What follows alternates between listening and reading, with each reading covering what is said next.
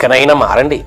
ప్రేమించిన వారిని ప్రేమించటం, గౌరవించే వారిని గౌరవించటం, ప్రేమించిన వారిని తృణీకరించడం, ఆతిథ్యం ఇచ్చేవారికి ఆతిథ్యం ఇవ్వటం, వందనాలు చెప్పేవారికే వందనాలు చెప్పటం. ఇది శాస్త్రాల పరిచయాల నీతి కదండి, శాస్త్రాల నీతి కదండి, శాస్త్రాల పరిచయాల నీతి కదండి. అలాగే మీరు చేస్తే వారికి మీకు తేడా ఉంది. క్రీస్తు మనకు నేర్పించిన నీతి ఏంటి? శాస్త్రాల నీతి కంటే, పరిచయాల నీతి కంటే మీ నీతి అధికంగా ఉండాలి, ఎక్కువగా ఉండాలన్నాడు కదా. ఏంటి అధికంగా ఉండటం, ఏంటి ఎక్కువగా ఉండటం? ప్రేమించిన వారిని ప్రేమించడం కాదు, ప్రేమించని వారిని ప్రేమించటం, అది అధికం, అది ఎక్కువ. ద్వేషించిన వారిని కూడా ప్రేమించటం, అది ఎక్కువ చేయటం, ఎక్కువ ప్రేమించటం.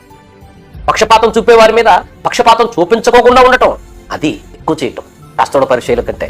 కాబట్టి లోకంలో ఉన్నవారు శాస్త్రులు పరిచయాలు చేసినట్లు మనం చేస్తే క్రీస్తు వాక్యం మనకి ఏమర్థమైనట్టు, క్రీస్తు ప్రేమ మనలో ఏమున్నట్లు. ఇకనైనా ఈ 2024 సంవత్సరం ముగింపు దినమున మారదాం.